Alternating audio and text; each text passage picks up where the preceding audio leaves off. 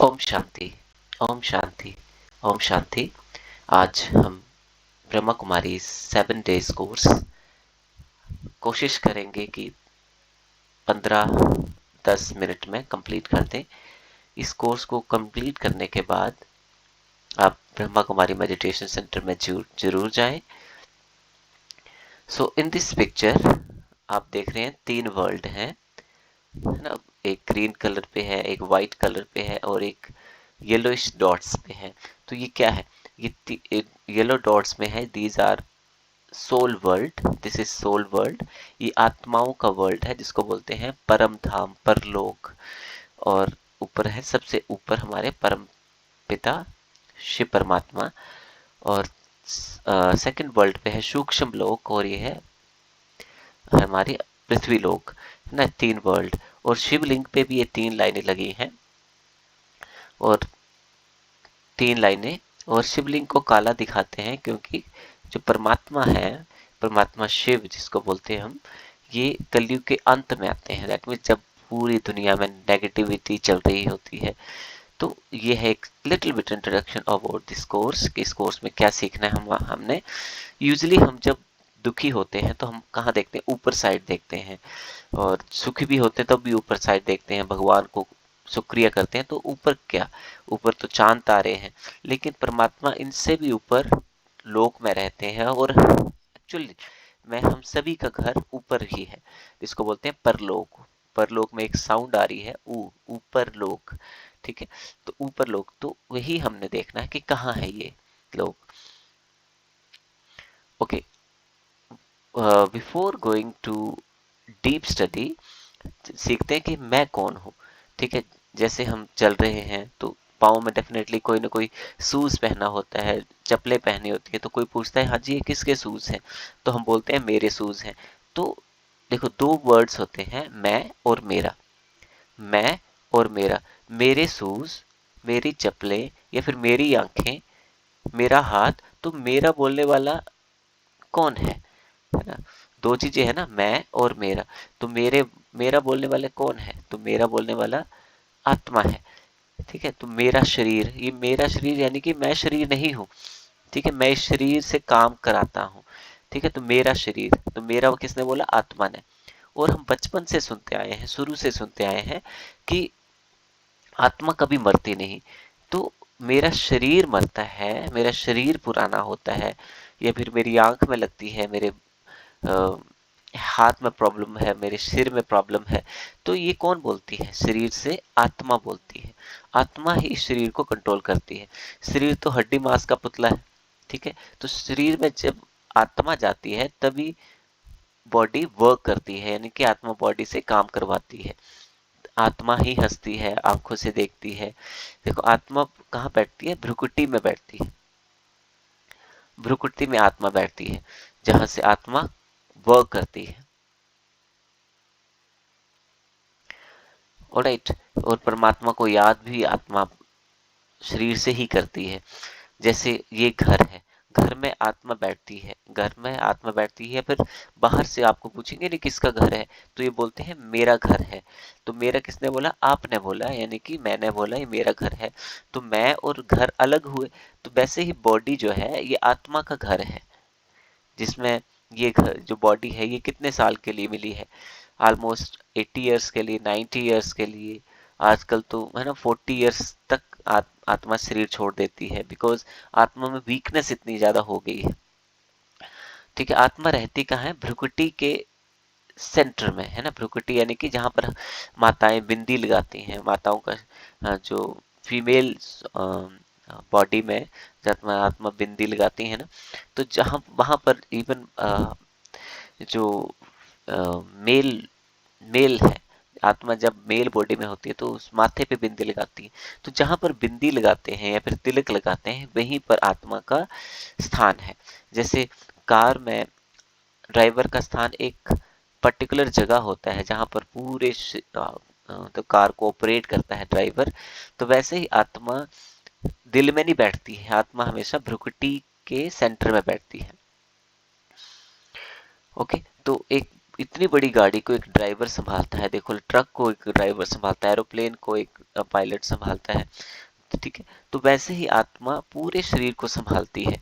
जब उस शरीर में कहीं चोट लगती है तो बोलते हैं मेरे को चोट लग गई, मेरे को वर्ड चोट लग गई, और यानी कि आत्मा को चोट नहीं लगी, आत्मा के शरीर को चोट लगी। तो जैसे बोलते हैं ना, गाड़ी ऐसे एक्सीडेंट हो गया, फिर डेंट आ गया, तो गाड़ी को थोड़ी हम पनिश करते हैं दूसरे की, तो हम ड्राइवर को पनिश करते हैं। तो बस लेकिन आजकल क्या हो गया है, जब कहीं कोई प्रॉब्लम हो रही है और कोई सोरो आ रहा है, कोई टेंशन आ रही है, तो हम शरीर को मार देते हैं। शरीर को मारने से कोई फायदा नहीं है। तो जो कर्म है वो तो भोगने ही पड़ेंगे, या फिर नेक्स्ट जन्म में भोगो, नेक्स्ट जन्म में और ज्यादा वर्स हो जाते हैं। ठीक है। तो आजकल जो लोग बहुत ही परेशान हो जाते हैं एकदम से एक्सटर्नल सिचुएशन से, तो वो शरीर को मार देते हैं। आत्महत्या नहीं होती है, वो होती है शरीर हत्या। कर्म तो आत्मा को तो भोगना है, चाहे उसको दुख करके भोगो, सुख करके भोगो। ठीक है। तो उसको हमेशा एम्पावर करना है आत्मा को, ताकि शारीरिक कष्ट अपने आप हटते जाएंगे। तो वैसे दो कारें आपस में लगी, तो हम कार को थोड़ी बोलते हैं कुछ भी, हम तो ड्राइवर को बोलते हैं। तो वैसे ही आत्मा को रिफॉर्म करना चाहिए। आत्मा की शक्ति घट गई है, तो उसको पावरफुल कैसे बनाए। तो एक बात तो क्लियर होगी, मैं कौन, मैं आत्मा और मेरा शरीर। ठीक है। मेरा शरीर, मेरी आंखें, मेरे मुंह, मेरे बाल, है ना, मेरा हाथ, मेरे पाँव, मेरे कपड़े, ये आत्मा बोलती है। तो मैं एक आत्मा हूँ। आत्मा ही हाथ से काम करती है, आंख से बोलती है, आंख से आंखों से बोलते हैं ना, आईज लैंग्वेज। आंख से देखती है, फिर मुंह से बोलती है, नाक से स्मेल करती है, फ्रेग्रेंस करती है, फिर कान से सुनती है। ठीक है। और एक भ्रुकुटी में बैठ के, यहाँ पर देखो भ्रुकुटी दिखाई हुई है, आत्मा।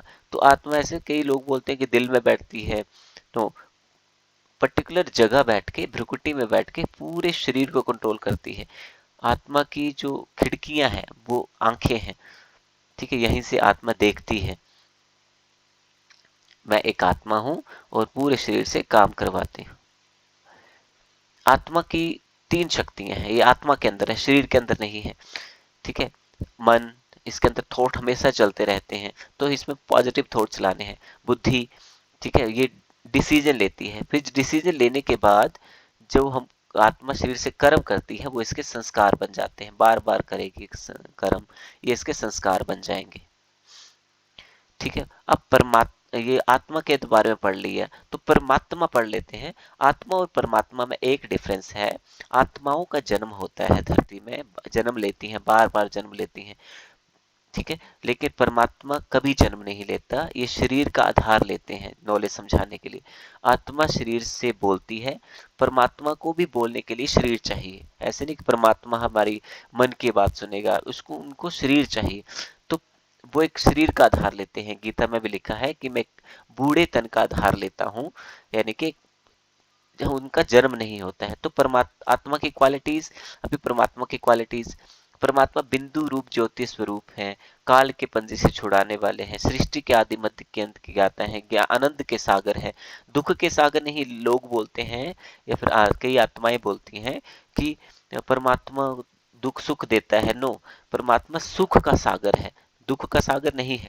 वो तो सुख और दुख से न्यारे हैं, उनको न सुख का पता है न दुख का पता है। बिकॉज सुख दुख का कब पता लगता है? शरीर के साथ। जब शरीर ही नहीं है इनका, तो उनको सुख दुख का कैसे पता लगेगा? ज्ञान के सागर है, शक्ति के सागर है। ठीक है। निराकार है, दैट मीन्स उनका कोई शारीरिक आकार नहीं है। ठीक है। अब ये डिटेल कोर्स ब्रह्मा कुमारी में सीखना, इनके परमात्मा के पूरे एट्रीब्यूट्स आपको सीखने को मिलेंगे। यहाँ ये है तीन लोग। हम जब दुखी सुखी होते हैं तो ऊपर साइड देखते हैं, ये ऊपर घर है ना। जब बोलते हैं ना कि डिस्ट्रक्शन होगी, तो वो लोग बोलेंगे कि जाना कहाँ है, तो ये सेकंड, फर्स्ट वर्ल्ड, इस सेकंड वर्ल्ड, थर्ड वर्ल्ड है परम धाम, यहीं पर परमात्मा रहते हैं।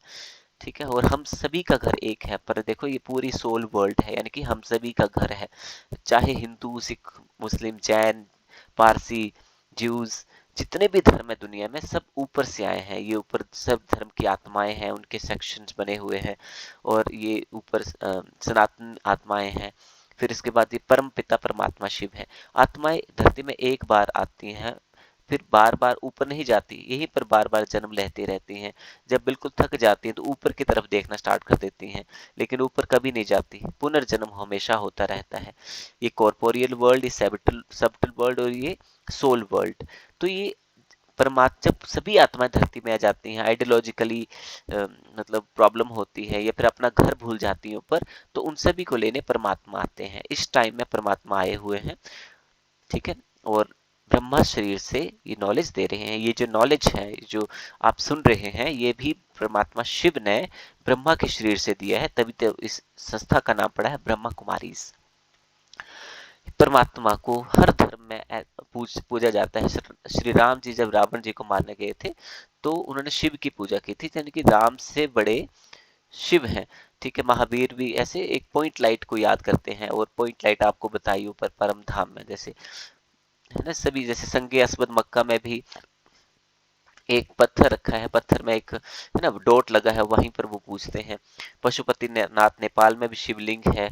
सोमनाथ दुनिया में पहला बनने वाला मंदिर, ये भी शिव का ही है। अमरनाथ में भी श्री इवन तो गुरु नानक देव जी ने ऊपर उंगली की है कि बोला है कि एक ओंकार, यानी कि वो एक है, ठीक है। लेकिन लोगों को पता नहीं लगा, उन्होंने गुरु नानक देव जी को एक आइडल माना और उनकी तरफ, उनके थ्रू वो मतलब परमात्मा को याद करते हैं। इवन गुरु अर्जुन देव जी ने बोला है, देही शिवा वर मोहे, यानी कि हे शिव मुझे वर दो। क्राइस्ट ने भी उंगली ऊपर की है, यानी कि आई एम, उन्होंने बोला I am son of God, I am not God, I am son of God. That means God is different one, God is supreme soul. पर परमात्मा ने ब्रह्मा के द्वारा ये पूरी नॉलेज दी है। फिर है ना शिव, 3 लाइनें लगाते हैं हम शिवलिंग के ऊपर। 3 लाइनें यानी कि परमात्मा तीनों लोकों को जानते हैं, और इन्हीं तीनों लोकों की अभी इंफॉर्मेशन आपको मिली। हम तीन ट्रिनिटी की पूजा करते हैं, यानी और मेन को भूल गए हैं, कौन करवाते हैं। जैसे शरीर से आत्मा कर्म करती है, तो वैसे ही इन तीनों से आत्मा परमात्मा काम करवाते हैं। ब्रह्मा द्वारा स्थापना करवाते हैं, विष्णु द्वारा सतयुग में पालना करवाएंगे, और शंकर के द्वारा पुरानी नेगेटिविटी का विनाश करेंगे। दुनिया का विनाश नहीं करेंगे, नेगेटिविटी का विनाश करेंगे, फिर प्योर गोल्डन एज आएगी। ब्रह्मा को हमेशा हम बूढ़ा दिखाते हैं। इवन हम अपने जितने भी ब्रह्मा जी के मंदिर हैं उसमें बूढ़ा ही दिखाया है, और ये अभी की बात है। परमात्मा एक बूढ़े तन में आते हैं। अगर जवान के तन में आए, बच्चे के तन में आए, तो लोग उनको सुनेंगे ही नहीं, है ना। सुनने के लिए बोलते हैं ना कि मैच्योर, आज भी हम जो ओल्ड पीपल हैं उनसे ज्यादा सुनते हैं, क्योंकि परमात्मा ने एक कार्य किया था, उन्होंने बूढ़े तन का धार लिया था, जिसके थ्रू वो नॉलेज देते हैं, और उनको नाम देते हैं ब्रह्मा। ये है शिव और शंकर के बीच अंतर। शिव ये शंकर हैं जिनको हमेशा हम तपस्या रूप में दिखाते हैं। ये भी किसी को याद कर रहे हैं तो ये किसको याद करते हैं, शिव को। शिव और शंकर अलग हैं। आप जितने भी शिव मंदिर हैं वहां पर शंकर की फोटो नहीं लगी होती है, शिव शंकर मंदिर है वहां पर दोनों की फोटो लगी होती है, ठीक है। तो ये अब डिटेल कोर्स करना है। शिवलिंग को हम काला क्यों दिखाते हैं, बिकॉज ये कलयुग के अंत में आते हैं, ना सतयुग के अंत में आएंगे, ना कल द्वापर के, ना त्रेता युग के अंत में आएंगे। ये कलयुग के अंत में आते हैं, बीच में कभी भी नहीं आते। अगर कलयुग के अंत में आए, सॉरी सतयुग के अंत में आए, तो फिर कलयुग आए ना। आज हम कलयुग बोलते हैं, कभी ना कभी सतयुग भी हुआ होगा। तो जब एक न बोलते हैं ना कि जब 12 बजने वाले होते हैं तब 1 बजता है ना। तो जब कल सतयुग आने वाला होता है, कलयुग का एंड चल रहा होता है, तब परमात्मा आते हैं, बीच में कभी भी नहीं आते। फिर ये है 4 युग, जिसको स्वास्तिका हम घर में बनाते हैं, है ना। नई गाड़ी ली वहां पर भी बनाते हैं। सतयुग दैट मीन्स गोल्डन एज, यहाँ पर सब कुछ गोल्डन का होता है, प्योर माइंड। इवन ऐसे बोलते हैं शेर और बकरी एक तालाब पे पानी पीते हैं, और इसकी एज है 1250, 1250 साल। लाखों साल का ड्रामा नहीं होता है, ये 5000 साल का ही एक एज होती है अर्थ की, जिसके बाद दोबारा ये चेंज होती रहती है। त्रेता युग, और यहाँ पे सतयुग के प्रिंस है श्री कृष्ण राधा जी, और त्रेता युग के प्रिंस हैं श्री राम, सीता माता जी। फिर जब सतयुग त्रेता का टाइम खत्म हो जाता है, फिर चलता है द्वापर युग, यानी कि अपनी ही भक्ति आत्माएं करना स्टार्ट कर देती हैं, जिसको बोलते हैं भक्ति युग। भक्ति एरा स्टार्ट होता है। फिर इसके बाद चलता है कलयुग। कलयुग दैट मीन्स सभी आत्माओं के अंदर नेगेटिविटी आ जाती है, हर चीज में नेगेटिविटी स्टार्ट हो जाती है। फिर अब आत्माएं परमात्मा को ढूंढना स्टार्ट कर देती हैं, परेशान हो जाती हैं। जैसे इस टाइम में देखो कितना सोरो है, एवरीवेयर देयर इज ए सोरो, एवरी बॉडी में सोरो है। That means soul is facing sorrow, because उन्होंने बहुत सारे बैड एक्टिविटीज की थी द्वापर युग में। सतयुग त्रेता में कोई बैड एक्टिविटीज नहीं होती हैं, बिल्कुल प्योर हेवन होता है। और सतयुग त्रेता के लिए ही तो बाइबल में लिखा है, क्रिश्चियनिटी में लिखा है कि जीसस क्राइस्ट के 3000 साल पहले भारत स्वर्ग था। ठीक है, दैट मीन्स इतना प्योर था। आज भी कई सारे एरियाज हैं या फिर विलेजेस हैं यहाँ पर आज हम जाते हैं तो बोलते हैं हेवन है, that means purity still existed. तो फिर बाद में जब कलयुग का एंड होता है, तब ये 100 साल का होता है, तब परमात्मा शिव की एंट्री होती है। फिर पूरी दुनिया का नॉलेज देते हैं परमात्मा। फिर बोलते हैं कि this is the confluence age and is this confluence age. परमात्मा सभी आत्माओं को प्योर कर देते हैं नॉलेज देके। Knowledge is supreme. फिर उससे एक नया वर्ल्ड बनता है जिसको बोलते हैं सतयुग त्रेता। दिस इज आत्मा हमेशा 84 जन्म लेती है। और ये मतलब जानवरों में जन्म नहीं लेती। ठीक है, आत्मा ह्यूमन सोल जो होती है वो ह्यूमन बॉडी में ही जन्म लेती है। हाँ, जानवरों में जन्म लेने का मतलब है कि जानवर जैसी फीलिंग आती है ना, एनिमल जैसी फीलिंग आत्मा फील करती है, कि बोलते हैं सांप की तरह बोलता रहता है, डसता रहता है, या फिर है ना, ये हर किसी को प्रॉब्लम क्रिएट करता रहता है एनिमल। चरा आत्मा हमेशा 84 बर्थ लेती है, 84 जन्म लेती है। और ये लेटर में 84 जन्मों की कहानी बताई है। सतयुग में होते हैं 8 जन्म। आत्मा बिल्कुल गोल्डन सतो प्रधान होती है, बिल्कुल प्योर। इवन ऐसे बोलते हैं सतयुग में तो घर भी सोने के होते हैं, और इतनी प्योरिटी आत्मा में होती है। फिर जैसे जैसे 8 जन्म लेना बहुत बड़ी बात है। एक आत्मा का जो टाइम होता है, मतलब एक शरीर में जो टाइम होता है वो ऑलमोस्ट 125-150 साल का होता है। फिर जैसे जैसे आत्मा के जन्म होते जाते हैं, quality of the body, quality of the thoughts कम होना स्टार्ट हो जाते हैं। ठीक है, तो फिर त्रेता युग में 12 जन्म हो जाते हैं, यानी कि जन्म बढ़ जाते हैं आत्मा के। यही जो एज है ऑलमोस्ट 110 या फिर 100 ईयर रह जाती है आत्मा की बॉडी में पावर। फिर आत्मा इधर 12 जन्म, फिर इधर 21 जन्म होते हैं द्वापर युग में। 21 बर्थ आत्मा के बढ़ जाते हैं।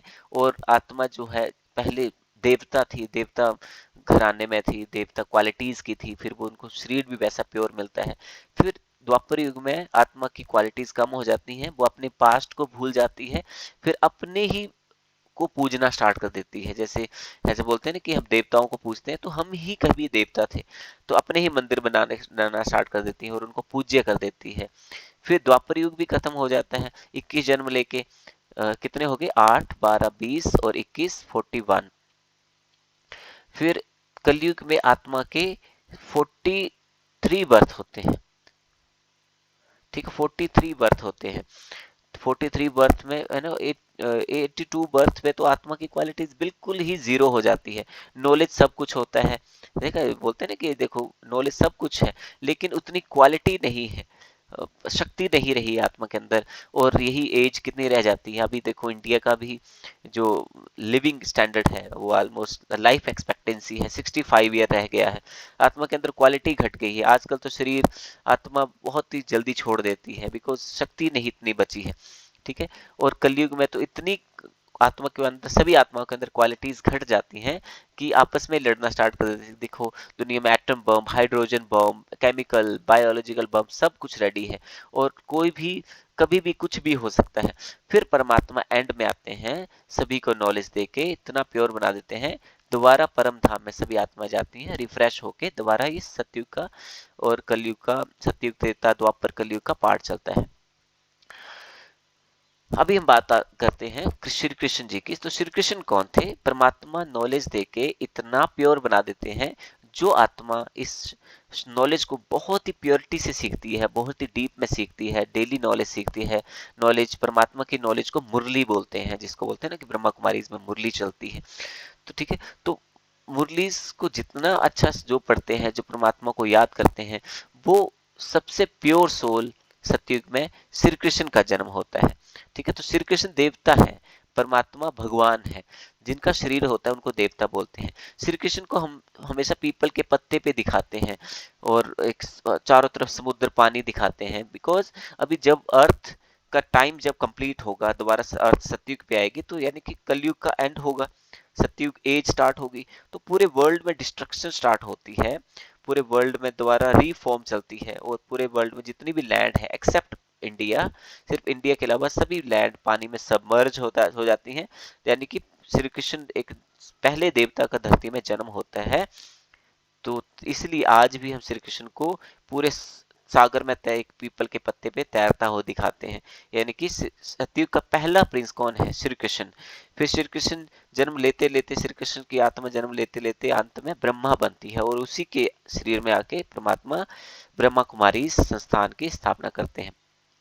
फिर हम गीता का ज्ञान दिखाते हैं कि युद्ध मतलब कुरुक्षेत्र यानी कि युद्ध में दिया गया था। परमात्मा इस टाइम में सभी आत्माएं एक युद्ध कर रही हैं अपने आप से, परेशानी से। तो परमात्मा इस टाइम में नॉलेज दे के ये नॉलेज दे रहे हैं, इस टाइम में इस कर्म युद्ध में नॉलेज दिखा रहे हैं। यही आगे जाके शास्त्रों में कर्म युद्ध बन गया है, यानी कि कुरुक्षेत्र कर्म क्षेत्र में युद्ध बन गया है।